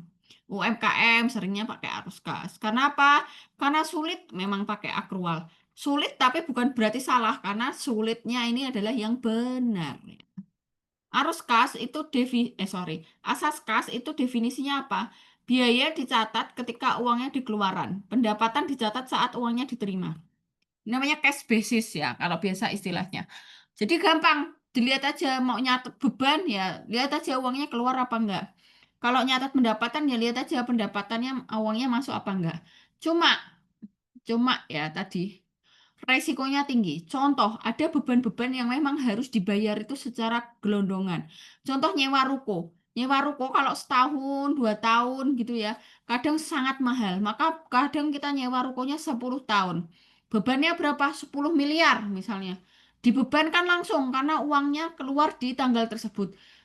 Resikonya apa? Akan menjadi perusahaan itu nggak punya laba tahun itu. Karena apa? Rugi ya, 10 miliar dibebankan di satu periode tertentu. Seharusnya pembebanannya adalah di saat apa biayanya? Di saat apa? Nah, di saat jasa diterima digunakan. Nah, jadi kita nyatet biaya itu saat jasa diterima atau digunakan. Jadi kita kalau eh, misalnya kita pakai biaya jasa manajemen atau jasa konsultasi, ya saat jasanya kita gunakan, itu yang kita catat sebagai biaya untuk menghasilkan pendapatan atau pada saat aktiva digunakan atau utang diakui untuk menghasilkan pendapatan. Maksudnya apa aktiva digunakan? Ya, saat kita contohnya beban penyusutan, saat kita menggunakan aktiva itu, maka akan ada biaya yang timbul. Atau utang diakui untuk menghasilkan pendapatan. Ini konteksnya kalau kita membeli sesuatu pakai utang. Ya, tapi kita langsung pakai, maka dicatatnya sebagai biaya. Nah, kalau di asas kas pendapatan dicatat saat uangnya telah diterima. Jadi ini kalau kita dapat kontrak gitu ya di DP atau dilunasi di awal 1 M, kita terlalu percaya diri ngakui kita punya pendapatan 1 M. Padahal pendapatan itu untuk kontrak jangka panjang, untuk kontrak 3 tahun, 4 tahun kayak gitu. Nah, akibatnya apa? Pendapatannya terlalu besar, padahal beban-bebannya itu akan terjadi di periode-periode selanjutnya. Contoh, penjahit ya, contohnya ya tadi ya. Punya apa namanya? Pesanan jahitan satu sekolahan 1 M. Kemudian apa? Kemudian diakuinya di Agustus saja karena pesanannya masuk Agustus. Padahal beban-beban yang digunakan, contohnya motong kain, tenaga kerjanya itu dipakainya kapan? Selama menjahit itu, entah itu September, entah nanti sampai Oktober. Nah, jadi periode antara beban yang terjadi dan pendapatan itu nggak matching. Nah, ini nggak sesuai dengan konsep dasar akuntansi. Karena konsep dasar akuntansi itu harus ada matching cost and benefit. Matching itu apa? Cocok antara pendapatan dan juga beban yang terjadi. Sehingga asas kas ini tidak dapat digunakan untuk mengukur laba rugi secara wajar. Prinsip akuntansi yang berlaku di Indonesia dan di banyak negara tidak memperbolehkan penerapan ini. Nah, ini konteksnya tidak memperbolehkan itu dalam rangka persyaratan ya pastinya ya. Contohnya mau listing ke Bursa Efek Indonesia, dilihat laporan keuangannya kok cash basis itu langsung tidak diperbolehkan masuk ke listing karena harusnya akrual ya. Pendapatan diakuinya saat apa kalau akrual? Saat earn atau kita memang menghasilkan pekerjaan tersebut. Jadi contohnya tadi ada proyek seragam ya kita akan mengakui sebagai pendapatan kalau sudah jadi 10 potong, berarti kita akui pendapatan 10 potong. Sudah jadi ya, meskipun belum dikirim. Sudah jadi 20 potong ya, kita akui 20 potong. Susah nggak ngitungnya? Ya susah, tapi ini yang memang membuat proses pembandingan atau pemadangan yang disebut dengan matching prinsip antara pendapatan dan beban pada periode tersebut menjadi benar. Ya. Jadi tidak mengandalkan kapan uang diterima ataupun dikeluar. Nah, ini Mbak Eka nanya nih, UMK tetap bisa akrual kah Mbak? Kalau cash basis apa ada penyesuaian juga? Oke, kalau cash basis itu tidak ada penyesuaian. Jadi yang ada itu akrual, kita sesuaikan. Nah, jurnal penyesuaian itu digunakan untuk apa? Untuk memperbaiki atau menyesuaikan angka-angka yang terdapat dalam neraca saldo yang masih memerlukan perubahan. Yang perlu dilakukan penyesuaian, titik 2, persekot biaya, atau disebut dengan prepaid expense. Atau tadi apa? Biaya di apa? Di apa di muka tadi? Dibayar di muka. Ya, biaya dibayar di muka. Kalau bahasa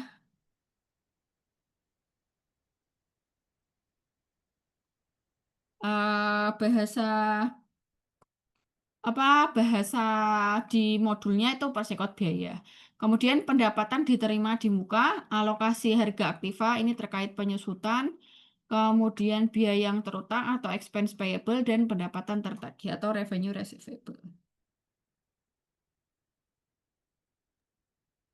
Mbak, kalau penyusutan kayak gimana, Mbak? Penyesuaiannya? Kalau apa? Oh, Penyusutan. nah itu nanti dijelasin Mbak Kak, nomor 5. Nah, kita bahas satu-satu ya.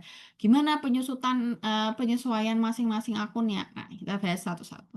Yang pertama adalah ketika kita mencatat sebuah persekot biaya atau uh, biaya apa tadi dibayar di muka. Nah, tapi yang ini itu terkait bahan habis pakai dulu. Jadi apa ya?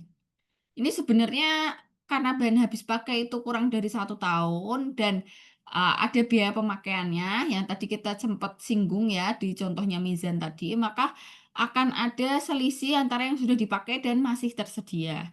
Nah, kenapa ini disesuaikan? Karena pada awal kita beli bahan habis pakai, kita catatnya sebagai aset. Padahal aset itu kan kita gunakan dan berkurang ya. Ya, perkurangannya itulah disebut dengan expense ya atau biaya. Contoh, nilai perlengkapan di neraca awalnya 5 juta. Padahal di gudang tersisa 2 juta. Berarti yang sudah hilang berapa juta, teman-teman? 3 3 juta. juta. 3 juta. Pakai. Berarti itu disebut apa, Beban. beban ya. Jadi beban itu nggak melulu apa namanya kita membayar sesuatu kalau di akrual. Ketika kita memanfaatkan aktiva itu juga kita harus akui sebagai beban Beban. karena memang ada yang hilang di situ. Nah, maka kalau ada apa soal seperti ini, teman-teman di pikirannya tuh menghitung berapa yang terpakai. Jadi, Pakai beban perlengkapan pada perlengkapan atau bahan habis pakai pada habis pakai sebesar 3 juta. 3 juta. Oke. Selanjutnya, selanjutnya yang lumayan jangka panjang nih. Contohnya kita bayar asuransi atau kita bayar sewa. Kita bayar asuransi itu biasanya untuk klaim atau untuk masa penjaminan berapa tahun gitu teman-teman. Nah, perusahaan lazim menggunakan asuransi karena harga gedungnya mungkin mahal, kemudian mengasuransikan hal-hal lain yang dinilai perlu untuk diasuransikan. Sehingga dia biasa bayar asuransi lumayan mahal nih, 2.400.000, jangka atau masa manfaatnya 2 tahun.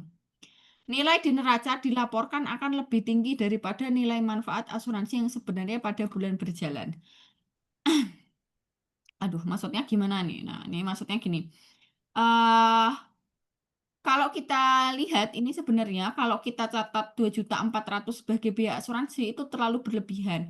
Karena 2.400.000 itu untuk berapa tahun? 2 tahun. Berarti sesungguhnya beban per bulannya itu adalah berapa? 2.400.000 dibagi 24 ya karena 2 tahun. Berarti per bulan biayanya berapa? 100.000. 100.000. Nah, 100.000 itu dicatatnya sebagai biaya asuransi pada asuransi dibayar di muka. Di muka.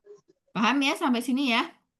Mbak, Paham. Nah, tapi aku tanya deh. boleh silahkan. Berarti itu yang dicatat cuman yang udah dipakai aja ya. Kalau untuk Nah, asetnya udah nggak dicatat lagi ya? Atau nah gimana? ini betul sekali. Nah, ini nanti akan ada 2 metode pencatatannya. Jadi asuransi dewa di muka itu awalnya dicatat dulu saat bayar ya. Ini tuh dicatatnya biasanya jurnal penyesuaian itu dicatatnya pas periode tutup buku untuk laporan keuangan. Ini kan contohnya 31 Desember. Contoh bayar asuransinya itu 1 Januari. Ya, ini kan 31 Januari ya, sorry kok Desember. Ini 31 Januari itu penyesuaian. Jadi penyesuaian itu tanggalnya selalu sama. Kalau jurnal umum kan beda-beda tergantung transaksinya. Nah, sebelum ada jurnal penyesuaian ini pasti sudah ada jurnal saat membayar 2.400.000. Jurnalnya apa kira-kira? Pas bayar. Pakai apa? Pakai apa? Prepaid expense tadi namanya apa? Asuransi Asuransi dibayar dibayar di di muka. muka. Loh, tadi kan namanya nggak ada, Mbak, asuransi dibayar di muka. Tadi kan beban dibayar di muka. Nah, ini boleh diganti. Bebannya itu tergantung beban apa. Nah, kebetulan di sini bebannya terkait apa? Asuransi. Asuransi Nah, kalau bebannya terkait sewa, ya nanti namanya sewa dibayar di di muka. muka. Mau dicatat beban dibayar di muka juga boleh. Nah, jadi di tanggal 1 Januari ketika ada transaksi pembayaran itu dicatat dulu asetnya, yaitu asuransi dibayar di muka pada kas sebesar 2.400.000. Jadi asetnya sudah dicatat terlebih dahulu, Mbak Eka, di awal saat pembayaran. Kebetulan, kemudian setiap apa namanya, setiap kali ada penyesuaian itu kita akui biaya dan mengurangi nilai asetnya. Jadi aset masa manfaat kita akan berkurang sebulan, 2 bulan, hingga akhirnya di bulan ke-24 itu nilainya akan habis. Asuransi BD Muka yang awalnya ada 2.400.000 kan berkurang terus nih 100, 100, 100 per bulan hingga di bulan ke-24 akan jadi 0 atau hilang masa manfaatnya. Itulah yang disebut pemakaian aktiva. Sampai sini bisa dipahami teman-teman yang lain? Ini udah masuk ini ya. Lumayan menegangkan dan sulit. Iya bener.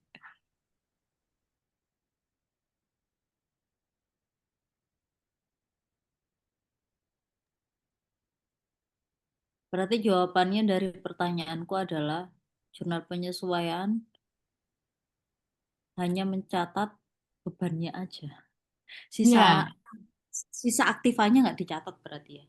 sisa aktifanya itu dicatatnya di T akun namanya. Jadi Oh, di T akunnya tuh nanti kan sisa asetnya tuh 2.400.000 dikurangi 100, jadi di T akun kita akan berkurang. Jadi aset kita akan ada terus. Tercatat tapi tidak berjurnal. Gimana ya?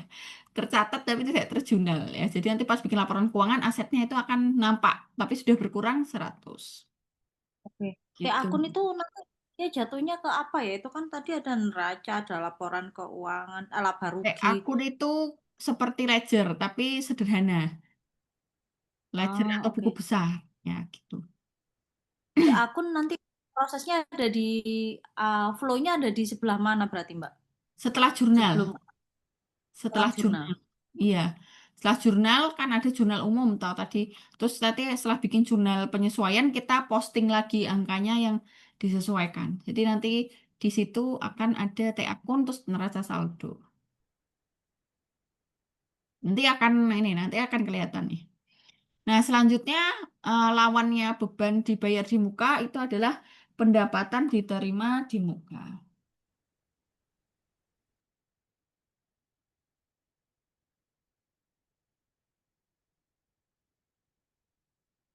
Nah, pendapatan diterima di muka itu contohnya UT menerima pendapatan sewa sebesar 300.000 untuk jangka waktu 3 bulan ya. 300.000, maka kalau kita lihat ini udah agak masuk kebingungan ini. Saya juga nggak suka ini materi kebingungan ini. UT jadi UT itu dapat uang 300.000 untuk 3 bulan. Ini langsung didefinisikan sebagai pendapatan diterima di muka. Karena satuan dari laporan keuangannya bulanan. Berarti kan kita kalau langsung ngeklaim 300.000 itu kan masih menjadi utang atau kewajiban ya teman-teman. Karena itu buat 3 bulan. Jadi bukan buat periode itu aja. Dampaknya yang diakui hanya pada bulan ini saja. Jadi besarnya per bulan itu 100.000.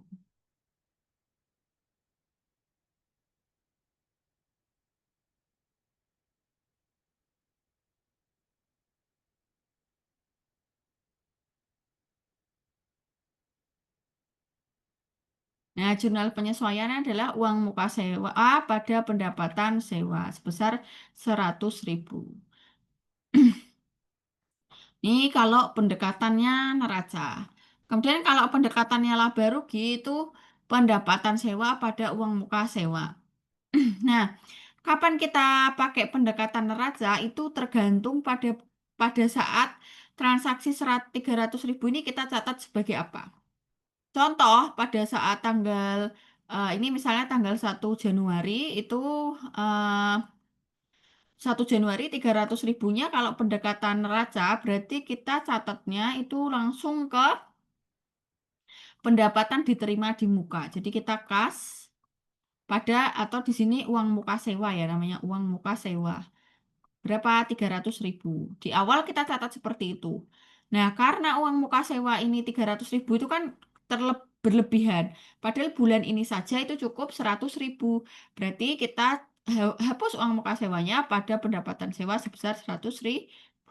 Kalau pendekatan laba rugi, di awal kita langsung akui kas pada pendapatan sewa. Nah, di awal kita akui sebagai kas pada pendapatan sewa, sehingga penyesuaiannya adalah pendapatan sewa pada uang muka sewa. Gimana? Bingung apa enggak?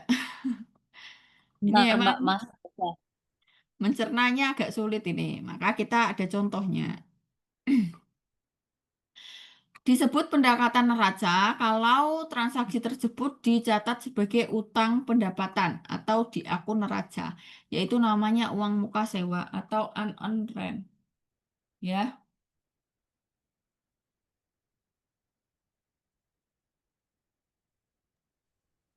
Mbak mau tanya, ya silakan. berarti ini nanti di AJP-nya apa dibikin 2 akun? Uang muka sewa pada pendapatan sewa sama pendapatan sewa pada uang muka sewa. Sebentar. Gimana AJP-nya? Apa dibikin 2 akun gitu?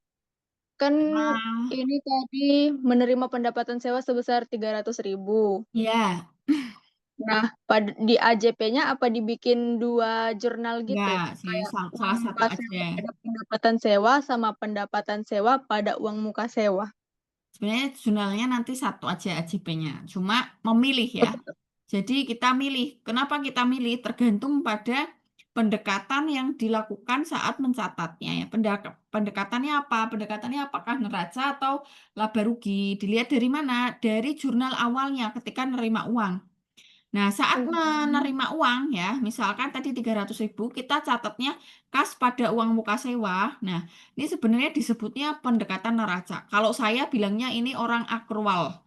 Nah, orang akrual itu pasti berhati-hati. Dia nggak langsung klaim ini sebagai pendapatan sewa, karena kan belum dia lakukan ya. Kalau akrual kan pasti akui sebagai uang muka sewa, atau ini kelompoknya kewajiban. Sehingga AJP-nya itu adalah uang muka sewa pada pendapatan sewa 100.000. Nah, Oh, jadi berarti yang dicatat itu yang dipakai di bulan itu aja. ya betul. Oke, oke. Siap ya, paham ya. Paham. Ya, terima kasih, Nah, Mbak. selanjutnya ada pendekatan laba rugi. Nah, memang ini soalnya agak rumit, tapi kadang keluar satu soal sih. Nah, ini pendekatan laba rugi itu pendekatan sewa atau laba rugi. Nah, dicatatnya ketika pendapatan kas pada pendapatan sewa 300.000. Nah, nanti di akhir periode itu disesuaikan. Nah, disesuaikannya tapi angkanya lumayan besar.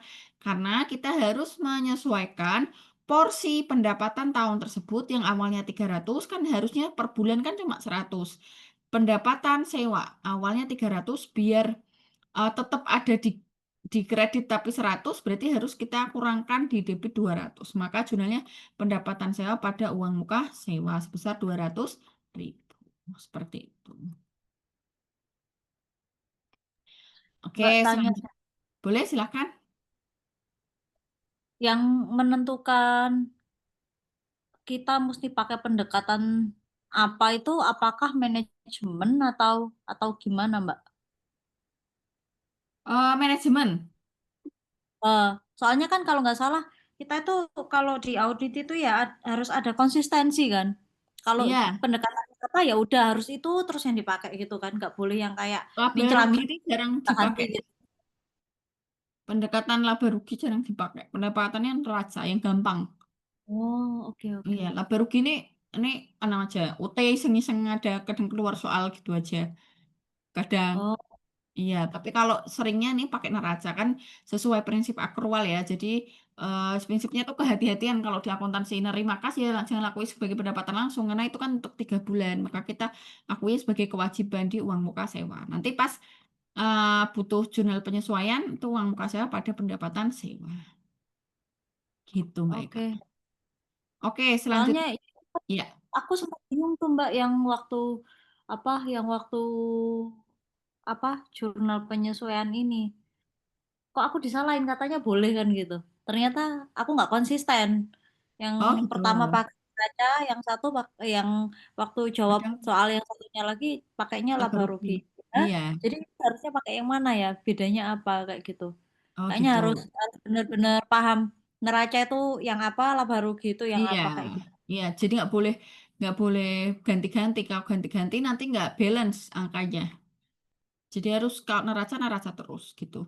Ya. Jadi sebenarnya lazimnya keluar di ujian di modul itu yang neraca. Tapi ini karena pernah ada di ujian maka disampaikan dan beberapa kali jadi jebakan gitu. Oke, kita lanjutkan dulu aja ya karena tinggal beberapa menit. Alokasi aktiva jangka panjang. Nah, kalau aktiva jangka panjang itu kita itu memanfaatkan aktiva yang memiliki masa manfaat. UT membeli peralatan 6.200.000, umur manfaatnya 5 tahun, nilai sisanya 200.000. Dampaknya kita perlu melakukan depresiasi. Nah, depresiasinya per tahun adalah 6.200.000 dikurangi 200 dibagi 5. Nah, itu berapa? 1.200.000. Nah, per bulan dicari lagi yaitu 100.000. Kalau ini easy busy, akunnya mesti sama, yaitu beban penyusutan strip aset yang disusutkan pada akumulasi penyusutan strip asetnya yang disusutkan. Nilainya debit kredit. Nah, beban depresiasi itu merupakan kelompok beban, sedangkan akumulasi depresiasi, hati-hati ya, ini kelompok aset, tapi sifatnya mengurangi nilai asetnya. Jadi nanti ini dilaporkannya kalau akumulasi depresiasi itu di kelompok aset, jadi di neraca. Kalau beban depresiasi itu kelompok beban dilaporkannya di laporan laba rugi. Aman kalau penyusutan ada yang ditanyakan? Nah, ini metodenya Aman. namanya metode garis lurus. Jadi, teman-teman kalau ada informasi mengenai harga perolehan, nilai sisa, dan masa manfaat langsung dibagi seperti ini adalah metode garis lurus. Kenapa disebut garis lurus? Karena biaya penyusutan per tahunnya sama. Apakah ada metode lain? Ada. Contohnya metode, oh nggak ada. Contohnya adalah metode saldo menurun berganda. Cuma kalau metode garis lurus emang rumusnya cukup sederhana. Harga perolehan dikurangi nilai sisa dibagi umur masa manfaat.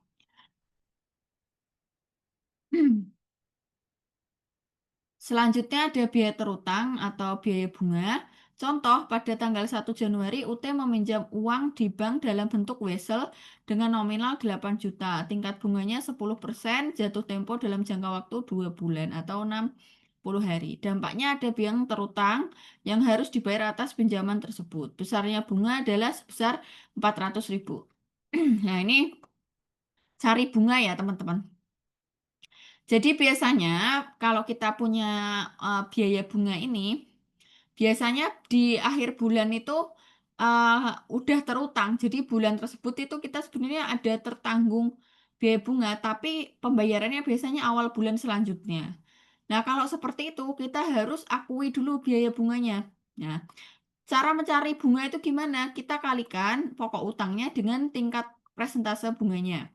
Kemudian persentase bunga ini adalah satuannya biasanya tahunan, ya pasti tahunan. Maka kalau jatuh temponya 2 bulan atau 60 hari, kita cari ya 60. Sorry, ini kayaknya ngarang ya soalnya, tapi nggak apa-apa lah. Nah, ini kalau di sini contohnya 60% itu bunga untuk 60 hari. Tapi kalau di soal UT ya teman-teman, persentase bunganya itu pasti untuk tahunan. Jadi nanti pembaginya di sini adalah nggak 60 hari, tapi 360 hari. Nah, ini kebetulan mau saya aja soalnya, jadi ini 60-nya itu untuk konteks bunga selama pinjaman, 30-nya konteks 1 bulan. Maka di bulan tersebut ada biaya bunga 400.000 pada utang bunga. Kenapa utang bunga? Karena belum dibayar. Dibayarnya mungkin next. Nah, ini biaya terutang, gaji. Nah, kalau misalnya bayar gaji juga kadang-kadang tanggal pembayaran gajinya setelah bebannya terjadi. Terus kemudian pendapatan tertagih. Kalau ini gampang aja, kita harusnya sudah menerima pendapatan tapi belum kita terima, maka namanya piutang pada pendapatan. Ini perhitungan bunganya sama. Selanjutnya neraca lajur, itu kita untuk menyiapkan laporan keuangan ada 10 kolom. Nah, ini bentuknya seperti ini ya. Jadi awalnya ada neraca saldo awal, kasnya ada berapa, debit kredit. Kenapa disebut 10 kolom? Karena ada setiap neraca saldo ada debit kredit, terus ada penyesuaian yang tadi kita pelajari, contohnya piutang bunga dan sebagainya. Kemudian ini namanya neraca saldo setelah penyesuaian, itu isinya debit ke debit. Debit ke debit, misalnya debit sendirian ke debit sendirian. Kalau di sini dari debit ada kreditnya berarti berkurang. Jadi kalau lawannya berarti kurangi, kalau sama berarti ditambah. Gitu. Nah, ini jurnal penutup. Itu digunakan untuk menutup-nutup beberapa akun. Contohnya akun ini harus ditutup ya. Jadi kita tutup pendapatan, beban. Kenapa? Karena laporan laba rugi itu isinya akun-akun nominal atau akun sementara. Jadi harus ditutup ke ikhtisar laba rugi. Nanti ikhtisar laba rugi kita tutup ke modal. Nah, contoh di sini ada laporan keuangan laba rugi, ada pendapatan 5 juta, 200, 100, beban-beban juga ada. Nah, itu kita tutup beban-bebannya di kredit, ikhtisar laba ruginya di debit. Nah, kemudian kalau misalnya ada pendapatan juga kita tutup ya. Pendapatannya awalnya kan kredit. Kalau kita tutup berarti kita nolkan. Kita nolkan tuh taruh di debit pada ikhtisar laba rugi. Nah, ini ikhtisar laba rugi nanti kita tutup ke modal, tergantung laba atau rugi. Kalau kebetulan rugi ya, kalau rugi berarti mengurangi modal, modalnya di debit, ikhtisar laba ruginya kita tutup. Nah, ini selanjutnya kita tutup semua. Jurnal pembalik sifatnya tidak wajib atau opsional, yang dibalik itu cuma yang terkait dengan utang-utang aja. Contoh tadi ada biaya gaji pada utang gaji. Nah, kita balik ke utang gaji pada biaya gaji.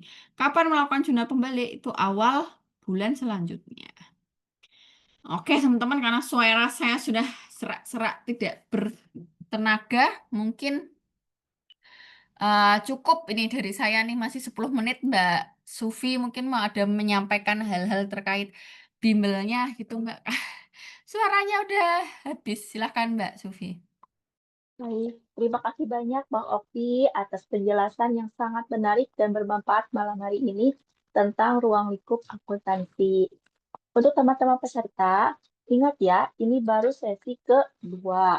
Masih ada sesi-sesi berikutnya, yaitu sesi ketiga pada tanggal 23 Agustus nanti dari Basic Accounting ini, dengan topik yang gak kalah keren, yaitu akuntansi pada perusahaan dagang. Jadi, pastikan teman-teman supaya ikut terus di sesi ketiga, supaya ilmunya makin lengkap. Kalau kata Mbak Opi tadi, di 3 sesi summer course ini akan mengupas 5 modul pengantar akuntansi UT. Selain itu, ada sesi Zoom dari 3 e-learning lainnya buat teman-teman yang ikut seluruh sesi e-learning, yaitu literasi keuangan, talent mapping, dan metode penelitian ilmiah. Baik, saya ingatkan juga untuk selalu update informasi terbaru kami di sosial media, di Instagram, ataupun TikTok Bimbel Kelas Online di @bimbel.kelasonline atau bisa menghubungi admin via WA. Baik, saya Sufi Nur Alfiah. Mohon maaf jika ada kata-kata yang kurang berkenan. Terima kasih sekali lagi kepada Mbak Oki sebagai pemateri dan juga teman-teman yang sudah bergabung di sesi kedua ini. Baik, saya tutup. Wassalamualaikum warahmatullahi wabarakatuh. Sampai jumpa di sesi berikutnya. Waalaikumsalam warahmatullahi wabarakatuh. Terima Waalaikumsalam. kasih Mbak Sufi sudah Terima menjadi kasih. MC teman-teman semua. Kita lanjut besok ya. Semoga suara saya kembali. Terima kasih. Mohon maaf kalau ada salah. Wassalamualaikum warahmatullahi wabarakatuh. Waalaikumsalam warahmatullahi wabarakatuh. Terima kasih Mbak ilmunya. Terima kasih buat BKO juga udah mengadakan ini. Izin live ya, Mbak Sofi. Iya, baik-baik. Terima kasih Mbak Sufi.